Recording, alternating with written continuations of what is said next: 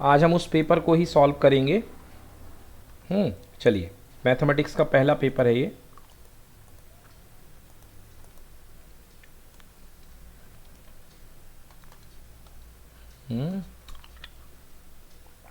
क्यों नहीं हो रहा भाई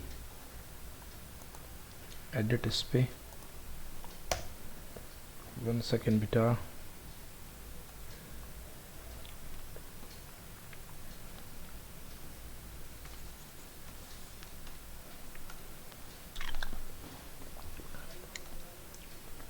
चलिए कोई बात नहीं। देखिए पहला क्वेश्चन है, find the number of the subset containing 10 elements. किसी सेट में 10 एलिमेंट्स है, उसके सबसेट बनाइए। आंसर कितना होगा बेटा? आंसर होता है 2 to the power number of element. Answer होगा 2 टू दी पावर 10। नोट करो बेटा, आंसर होगा 2 टू दी पावर 10।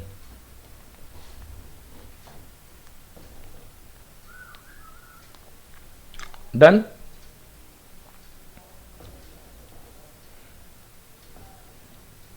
क्लियर हुआ कि नहीं हुआ? चलिए क्वेश्चन नंबर 2 पढ़ो जाए।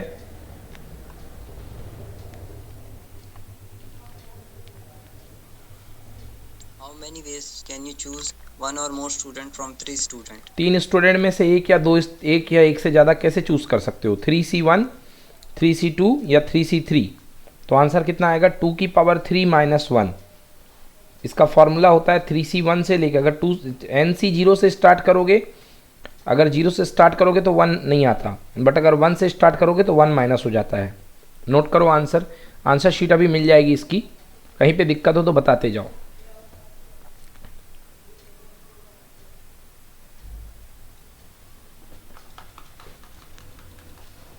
क्लियर?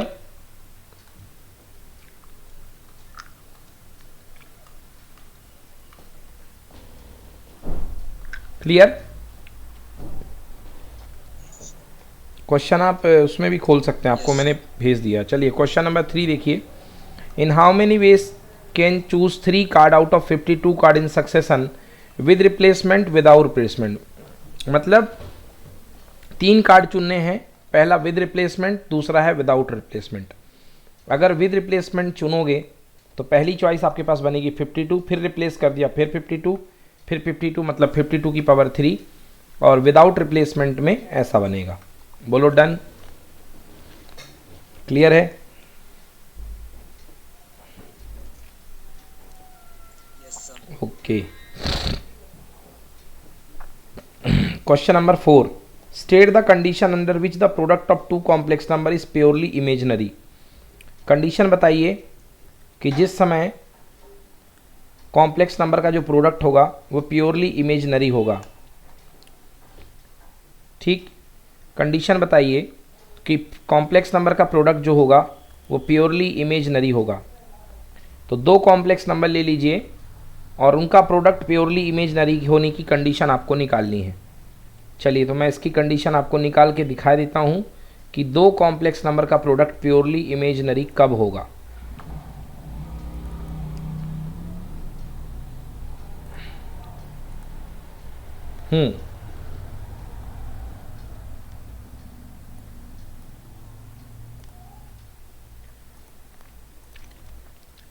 देखिए ये ले लीजिए पहला complex number Z1 equal to A1 plus IB1, और दूसरा complex number Z2 equals to A2 plus IB2। इनका कहना है कि दोनों का प्रोडक्ट Z1 इंटू Z2 कर दो भाई, कितना आएगा? A1 plus IB1 multiply A2 plus IB2। कैसे आएगा? A1 into A2 plus I A1 B2 plus I A2 B1 plus I into I मतलब I का स्क्वायर B1 इंटू B2। बच्चों I का स्क्वायर क्या होता है? -1, पढ़े होगे कॉम्प्लेक्स नंबर में। तो A1 A2 हो जाएगा और ये I स्क्वायर हो जाएगा -1, तो minus B1 B2 plus iota common लेकर के A1 B2 plus A2 B1। अब कह रहा है कि अगर प्योरली इमेजिनरी होगा तो क्या शर्त है?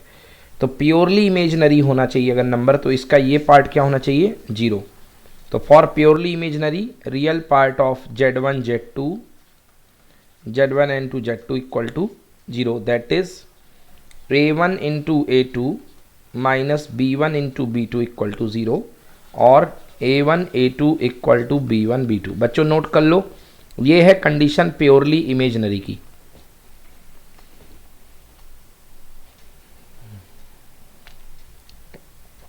प्योरली इमेजनरी में रियल पार्ट 0 होना चाहिए, तो ये बनेगी condition. Done? Yes sir. Okay, screenshot ले लिया?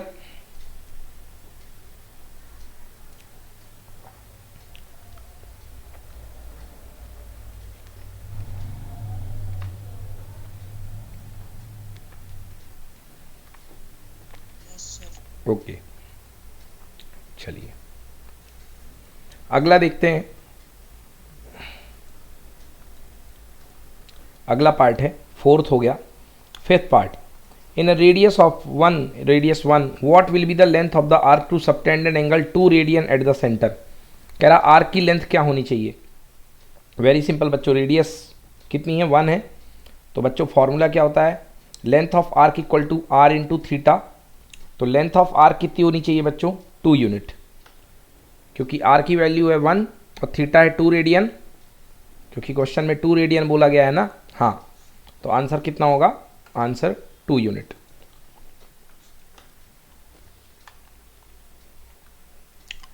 डन?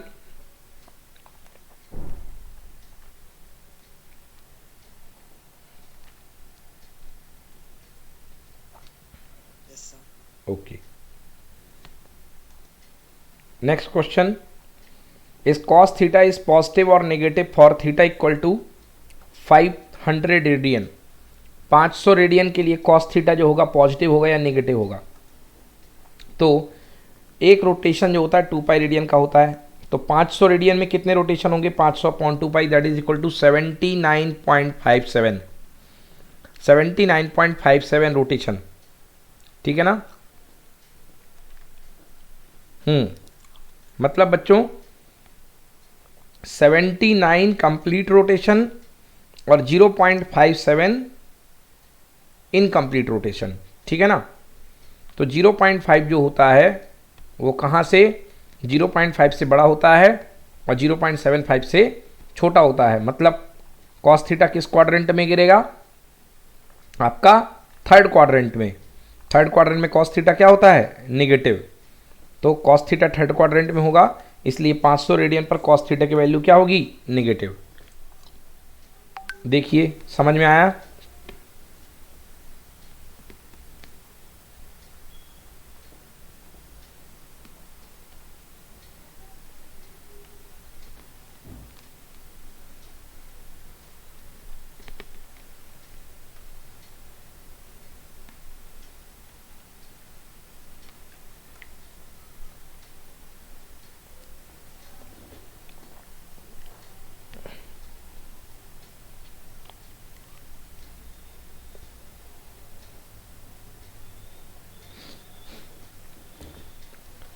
डन?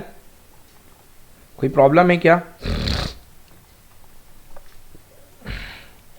ओके, चलिए next question number 7th, prove that the mathematical induction that n into N plus one into 2n plus one is divisible by 6 where n is the natural number.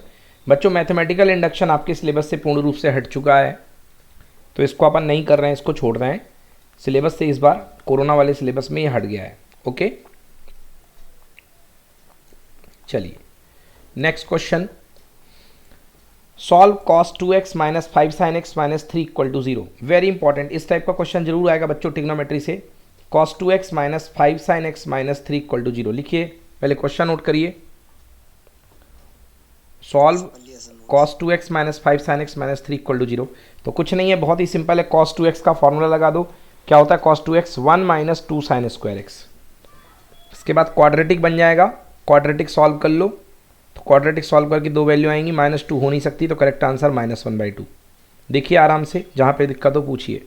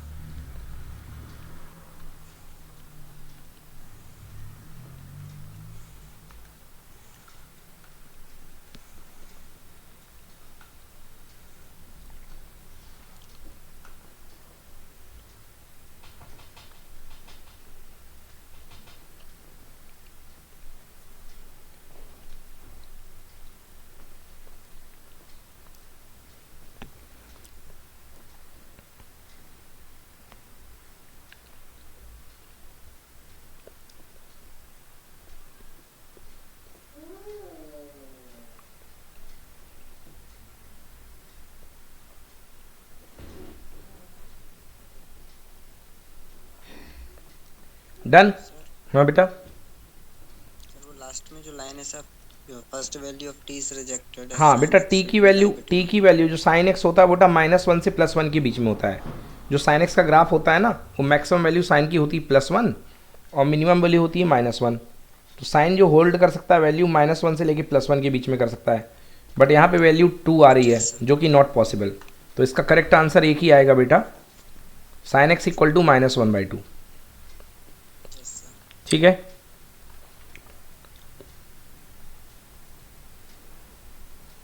अब इसका general solution देख लो, sine x equal to -1/2 का। x equal to -1 की power x -1 plus n की power x -π/6 कैसे आया? देखो क्या है अपने पास, साइन एक्स इक्वल टू -1/2 आया है। उसको बड़ा कर लेते हैं।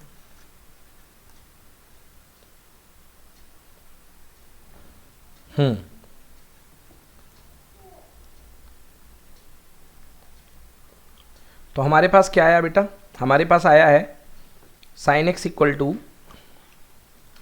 हमारे पास आया है साइन एक्स इक्वल टू -1/2। तो बेटा साइन एक्स इक्वल टू -1/2 कहाँ पे होता है? साइन ऑफ -π/6 पे, -30 डिग्री पे। तो अब फॉर्मूला क्या होता है sine x equal to sine alpha का? Sine x equal to sine alpha का जनरल सोल्यूशन होता है x equal to n pi plus -1 की पावर n इंटू अल्फ़ा। हाँ, शायद जनरल सोल्यूशन हट गया आपके सिलेबस में से, तो अल्फ़ा वाला पार्ट हट चुका है। तो आपको यदि पूछेगा तो ऊपर तक ही पूछेगा, आंसर यहीं तक पूछेगा। एक बार चेक कर लीजिएगा, अल्फ़ा वाला पार्ट मैं बता देता हूँ आपको, हट तो जाना चाहिए।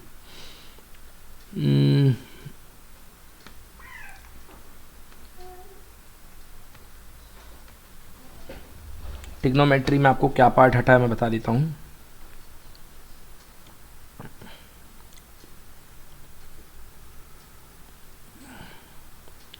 हाँ, जनरल सोल्यूशन हट गया बेटा, तो मतलब ये वाला पार्ट आपसे नहीं पूछेगा, आपसे केवल यहीं तक पूछेगा। तो x equal to n pi plus -1 की पावर n इंटू -π/6, वो माइनस की एक पावर और एक ज़्यादा पावर कितना हो जाएगा? x equal to n pi plus -1 की पावर n प्लस 1 इंटू π/6, क्योंकि एक निगेटिव ये था और n पावर तो जुड़ गई। नोट करिए।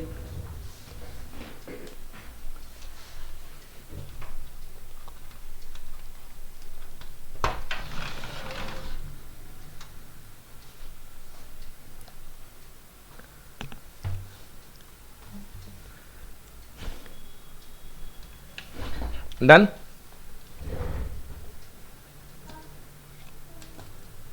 Yes sir. चलिए, ओके ओके, ये हो गया। अगला क्वेश्चन देखते हैं। For what value of m the quadratic equation this having exactly 1 0। तो एग्जैक्टली 1 0 मतलब डिस्क्रिमिनेंट इक्वल टू 0 कर दो। तो पहले इक्वेशन लिख लो बच्चों, m² plus 2m plus 1x plus 4 equal to 0। कह रहा है m की किस वैल्यू के लिए जो होगा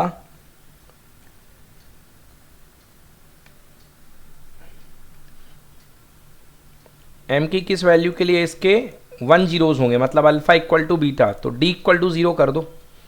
m इक्वल टू 0 के लिए डिस्क्रिमिनेंट इक्वल टू 0, तो दो वैल्यू आ गई, m इक्वल टू 1 और m इक्वल टू -1/3।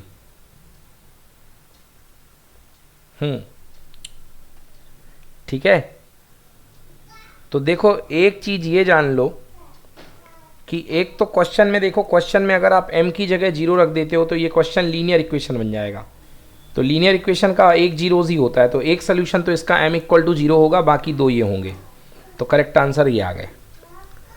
समझ में आए तभी यस बोलिएगा, नहीं तो पूछिए जहाँ पे डाउट हो।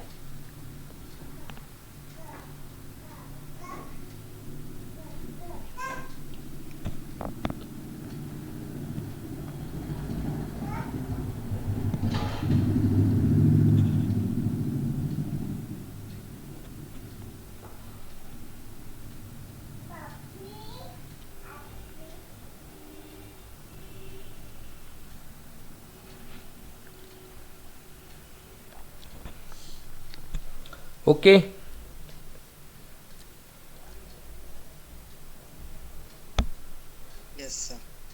नेक्स्ट क्वेश्चन नंबर 10 देखिए. 3 numbers are in AP, another 3 numbers are in GP. The sum of the first term of the AP, sum of the first term of AP and the first term of GP is 85. The sum of second term of AP and second term of GP is 76, and third term of AP and third term of GP is 84. If the sum of the AP is 126, find each term of AP and GP. तो दो series आपको यहाँ पे माननी है बेटा, एक AP और एक GP. तो मान लीजिए बेटा एक तीसरी AP ये हो गई और GP ये हो गई.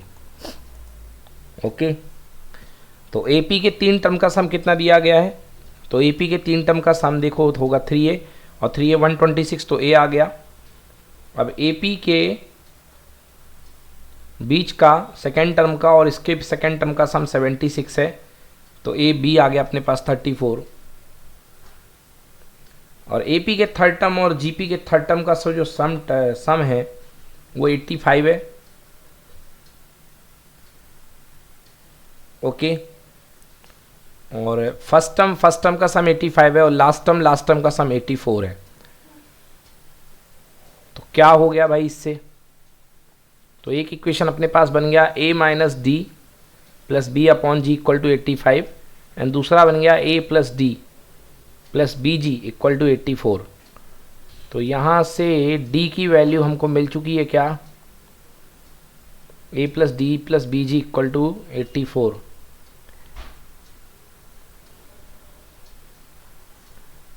यहाँ से A की वैल्यू पुट कर दी, एक मिनट, दोनों को ऐड कर दिया, सॉरी, दोनों को ऐड कर दिया तो D से D कैंसिल हो गए. 2A plus B G equal to 169. तो क्वाड्रेटिक इक्वेशन बन गया G में. तो G की वैल्यूज़ आ गई, अपने पास 2 और 1/2. तो जिस समय G 2 है उस समय D की वैल्यू निकाल लीजिए. D की वैल्यू -26 आएगी. तो जिस समय G इक्वल टू 2 है तो D की वैल्यू -26 आ गई. तो A equal to 42, D equal to -26 और G इक्वल टू 2 और B equal to 34. B equal to 34 कहाँ से निकाला था? यहाँ से, ठीक है ना. तो अपने पास ये AP बन गई. तो AP बन जाएगी, A है 42 और D है -26, तो ये बन गई AP. एंड GP क्या बन जाएगी? GP का फर्स्ट टर्म होता है, GP का जो फर्स्ट टर्म अपन ने मिडिल टर्म लिया है, कितना लिया है वो देखिए यहाँ पे, वो अपन ने लिया है B. तो B बन जाएगा 34 है B, तो B into R, B upon G. 34 का आधा 17 और 34 का डबल 68.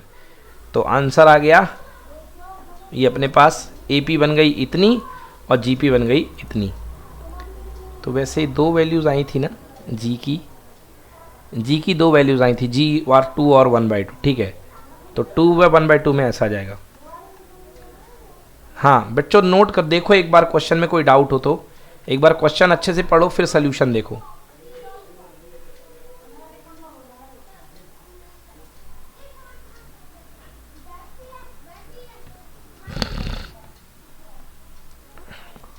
क्वेश्चन देख लिया?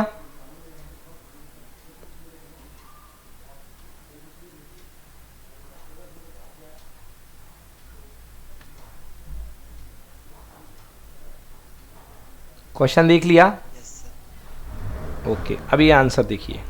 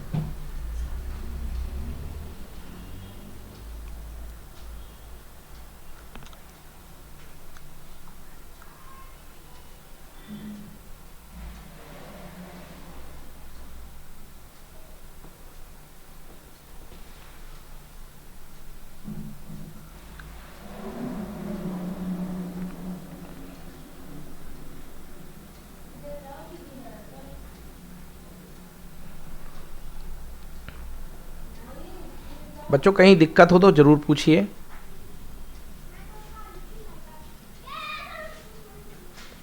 ये इक्वेशन कैसे आया बच्चों? इन दोनों को ऐड करने पर, इसको और इसको ऐड कर दोगे तो 1 और 2 को ऐड कर दोगे तो ये बन जाएगा।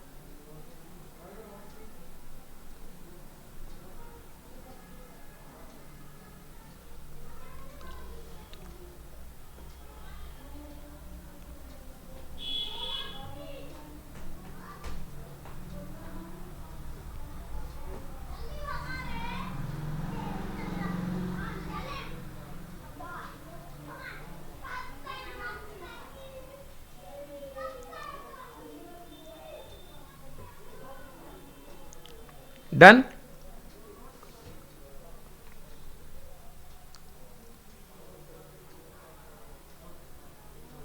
कोई प्रॉब्लम जा रही क्या?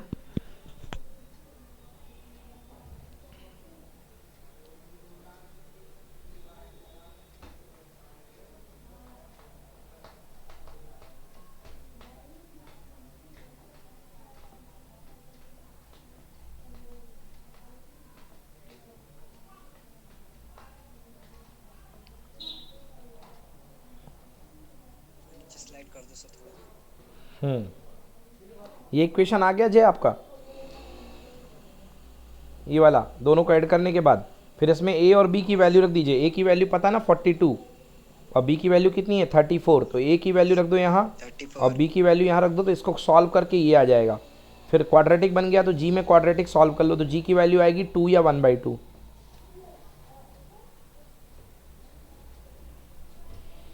तो जी की वैल्यू 2 ले लो तो डी की वैल्यू आ जाएगी। अब ए मिल गया, डी मिल गया, जी मिल गया और बी पता है।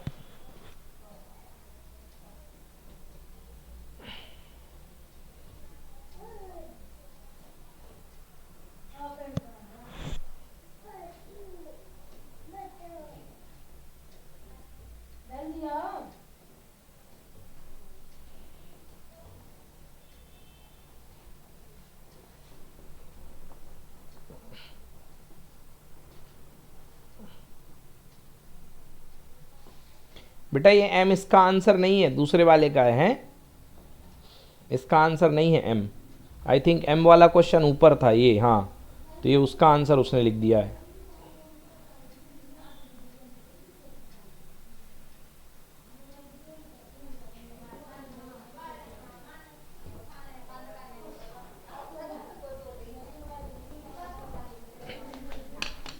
सॉल्व कीजिए।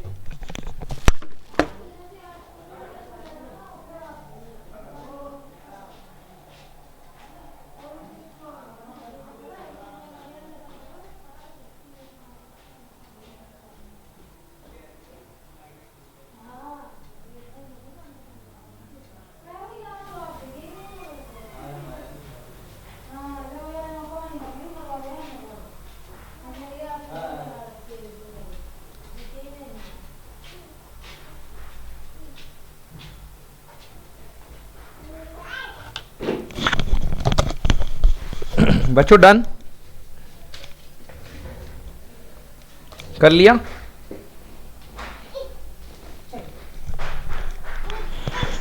ओके चलिए अगला क्वेश्चन चलते हैं। ओके अगले क्वेश्चन में if f x equal to 4 to the power x find x plus 1 minus f x in the terms 4 to f to the power f in terms of f x. तो आपके पास f x equal to 4 की power x दिया गया है, आपको ये find करना है। तो बहुत ही सिंपल क्वेश्चन है। F x equal to 4 power x है तो एफ एक्स प्लस 1 ये आ जाएगा एफ एक्स तो दिया हुआ है, दोनों को माइनस कर लीजिए। 4 की पावर एक्स प्लस 1 को क्या लिख सकता हूँ, 4 की पावर एक्स इंटू 4, और कॉमन ले लेंगे तो आंसर आ जाएगा 3f(x). बहुत ही सिंपल क्वेश्चन।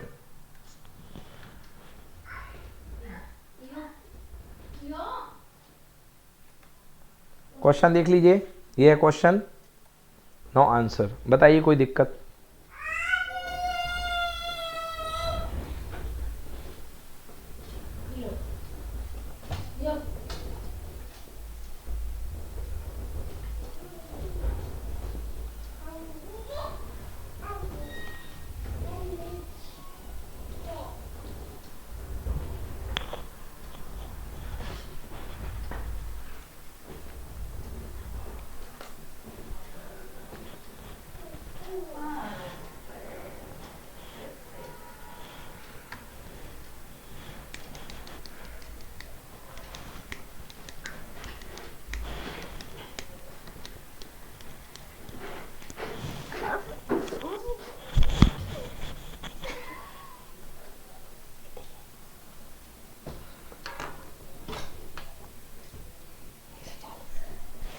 डन।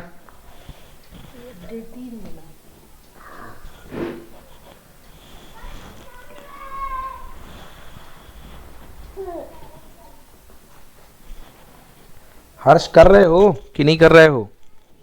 कर रहे हैं सर। कहीं पे दिक्कत हो तो पूछते जाना। हाँ सर।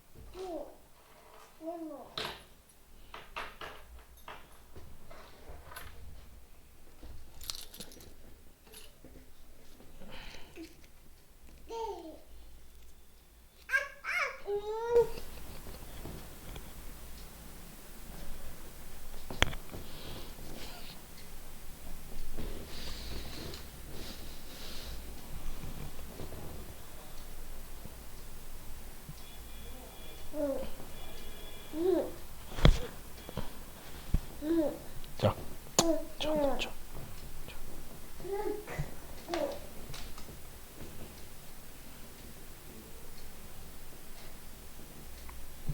भाई 4 की पावर x प्लस 1 को 4 की पावर x इंटू 4 लिख दिया, आप क्या चाहिए उससे?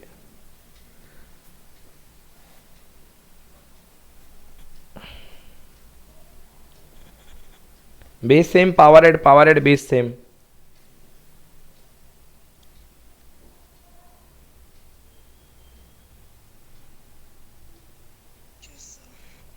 उसी में कंफ्यूज हो रहे थे क्या?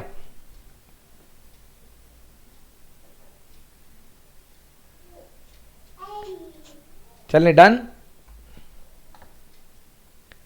3 टाइम्स ऑफ 4 की पावर x, और 4 की पावर x क्या है, एफ एक्स, तो आंसर आ गया 3f(x). ओके चलिए next question. F x equal to log इतना, prove that f3x plus x cube upon इतना इक्वल टू 3f(x). तो एफ एक्स इतना दिया हुआ है, आपको function of 3x plus x cube upon 1 plus 3x square लाना है। मतलब जहाँ जहाँ x है वहाँ वहाँ ये इतना बड़ा बॉडी रखनी है आपको। तो देखिए, तो एफ एक्स इक्वल टू कितना है, log of 1 plus x upon 1 minus x. तो log of 1 plus 3x upon x square, x cube plus 1 plus 3x square, denominator cancel, 1 minus 1 plus x cube upon 1 minus x cube whole cube करके 3 बाहर आ गया, answer आ गया 3f(x). बच्चों देखो कोई problem हो तो बताओ, पहले क्वेश्चन देख लीजिए अच्छे से। क्वेश्चन नोट कर लिया?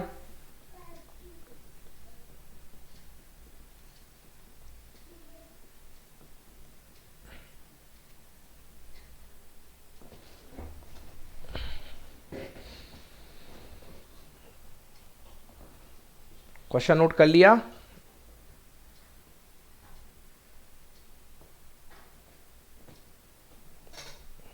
यार यस नो कुछ तो बोल दो यार। क्वेश्चन वैसे आपके पास में हैं तो नोट करने की ज़रूरत ही नहीं होनी चाहिए। पीडीएफ फाइल बैकग्राउंड में ओपन करके खोल के ओपन रख लो यार। चलो अब सोल्यूशन करो, जहाँ ना समझ में आए पूछो।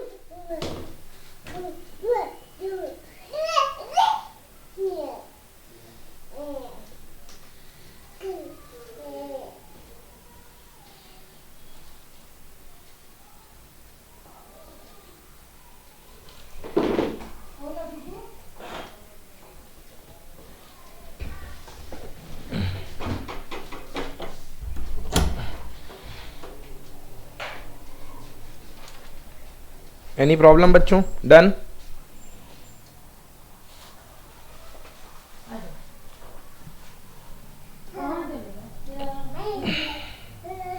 जय, कहीं दिक्कत आ रही क्या? जहाँ जहाँ x है वहाँ वहाँ बस x की वैल्यू की जगह 3x plus x cube upon 1 plus 3x square रख दिया गया है और सॉल्व कर दिया गया है। और नीचे a प्लस बी का होल क्यूब और a माइनस बी क्यूब का होल स्क्वायर का फॉर्मूला है।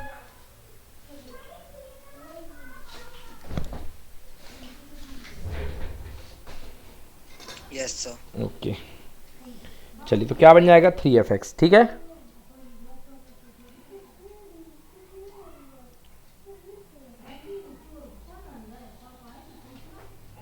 डन।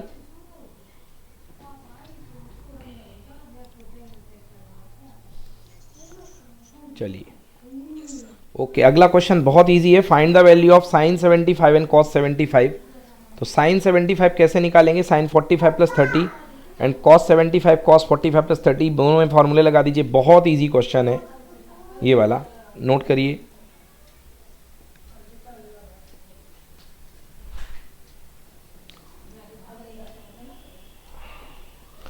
नीचे आप रेशनलाइजेशन ना करें, √2 का मल्टीप्लाई ना करें तो भी ठीक है, आंसर आपका यहाँ तक आएगा, ऊपर तक √3 प्लस 1/2 √2, और नीचे इसका आएगा √3 माइनस 1/2 √2।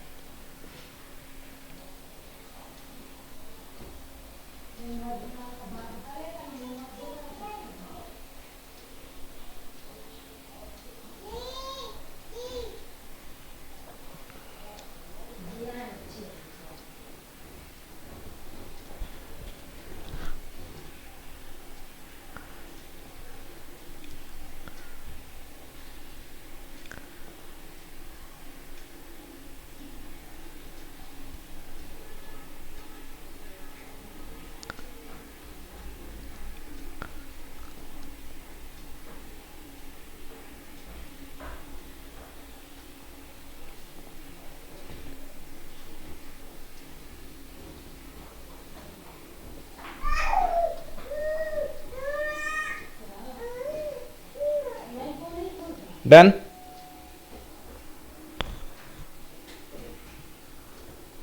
इस क्वेश्चन में इतना टाइम तो नहीं लगना चाहिए बच्चों यार, इस घटिया से क्वेश्चन में इतना टाइम क्यों लग रहा है यार? इतना इजी क्वेश्चन है, डायरेक्टली फॉर्मूला लगा हुआ है sine A cos B plus cos A sine B और cos A cos B minus sine A sine B का। डन, चले आगे। चलिए अगला क्वेश्चन देखिए, prove that this is equal to 2। Proof करना है sine theta upon sine theta cos 3 theta upon cos theta equal to 2। तो प्रूफ करना है, तो देखिए sign 3 theta minus sine 3 theta upon sine theta, इसको यदि प्रूफ करने के लिए आप क्या करोगे, एलसीएम ले लो। तो साइन थीटा कॉस 3 थीटा और कॉस 3 थीटा साइन 3 थीटा, ऊपर फॉर्मूला बन गया साइन ए माइनस बी का, यानी साइन 3 थीटा माइनस थीटा, तो 2 साइन थीटा, और नीचे है 2 साइन थीटा कॉस थीटा। तो ऊपर क्या आ गया भाई? ऊपर आ गया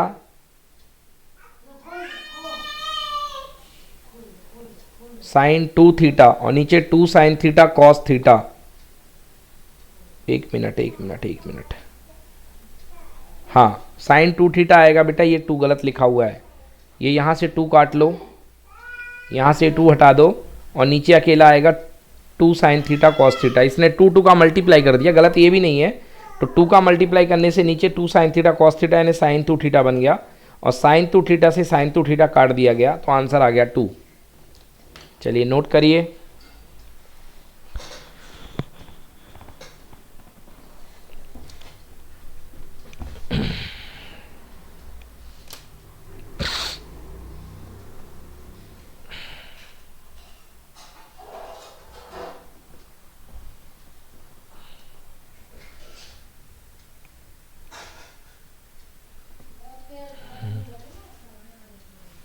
ये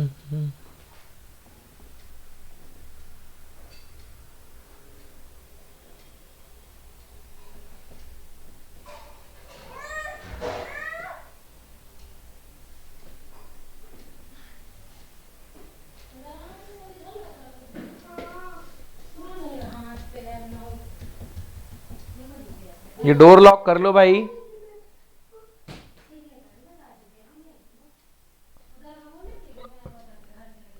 डन। Yes sir. चलिए अगला क्वेश्चन जो है कह रहा है कि the line y equal to mx+1 is the tangent to the ellipse then find the value of m square. कह रहा है कि अगर कोई लाइन जो है y इक्वल टू mx+1 अगर वो टेंजेंट को टच कर रही है, तो टेंजेंट को टच कर रही है तो y की वैल्यू उठा के यहाँ y की जगह रख दो और उसके बाद एक क्वाड्रेटिक इक्वेशन बनेगा, उसका d इक्वल टू 0 कर दो। तो लाइन की वैल्यू रख दी, क्वाड्रेटिक इक्वेशन बन गया और टेंजेंट कर रही है मतलब एक ही पॉइंट पे काटेगी, तो d की वैल्यू 0 कर दीजिए। तो d की वैल्यू 0 करने पर m स्क्वायर की वैल्यू निकाल ली आपने। चलिए सॉल्व कीजिए। हालांकि एलिप्स में इतने क्वेश्चन डिफिकल्ट नहीं आते हैं, बहुत ही सिंपल क्वेश्चन आएंगे आपको, इतने डिफिकल्ट क्वेश्चन इस लेवल के भी नहीं आएंगे, बिल्कुल बेसिक क्वेश्चन आते हैं।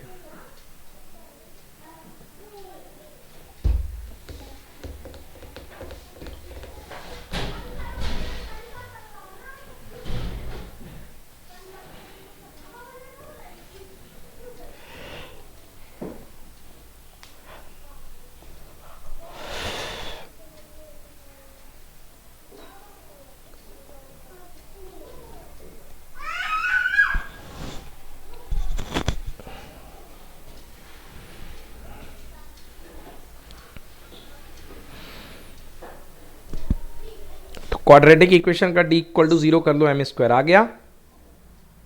यस सर, आ गया सर। ओके चलिए क्वेश्चन नंबर 16 देखते हैं। Question number 16, reduce the equation into normal form. Very important, इतने एनसीईआरटी वाले क्वेश्चन खास तौर से आएंगे।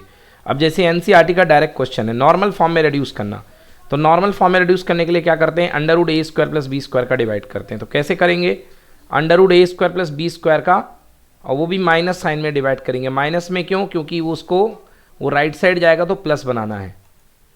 देखिए ये इक्वेशन है, तो कैसे करना है बेटा अपन को, ये अपने पास क्वेश्चन है 3x minus 4y plus 20 equal to 0। तो क्वेश्चन है 3x minus 4y plus 20 equal to 0। सबसे पहले 20 को उधर ले जाओ, तो 3x minus 4y equal to minus का 20, ठीक है ना।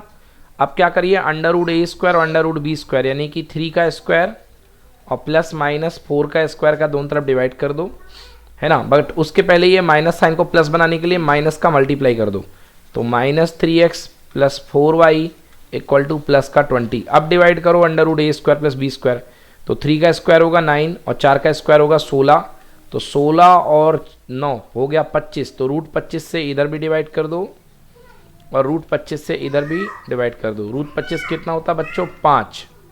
तो minus 3x plus 4y whole divided by 5 equal to 20/5। ये कितना आ गया, 4।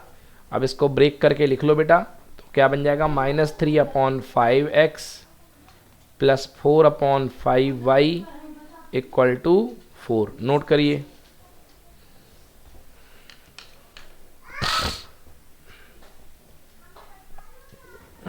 Minus 3/5x plus 4/5y equal to 4।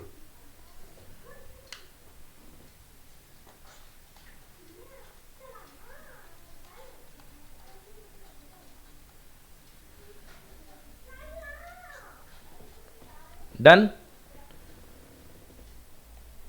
ये इसका नॉर्मल फॉर्म हुआ करता है, ये इसका नॉर्मल फॉर्म है, ठीक है। देख लो सोल्यूशन। हाँ, minus 3/4x plus 4/5y equal to 4, या 4 को इधर ले जाओगे तो माइनस 4। इसको बोलते हैं x cos alpha plus y sine alpha equal to p। तो p की वैल्यू कितनी बन गई, 4 बन गई। ओके चलिए, तो 16 क्वेश्चन कर लिए बच्चों। इसके मैं आंसर शीट आपको ग्रुप में डाल रहा हूँ।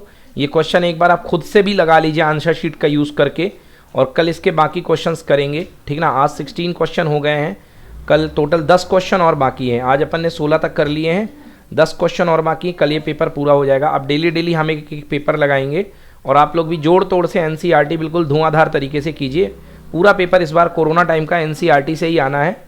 अगर नहीं होता कोरोना तो बहुत डिफिकल्ट पेपर आता था, बट इस बार पेपर आपका एनसीईआरटी से ही आएगा, तो कोशिश में लग जाइए। Thank you so much guys, bye bye.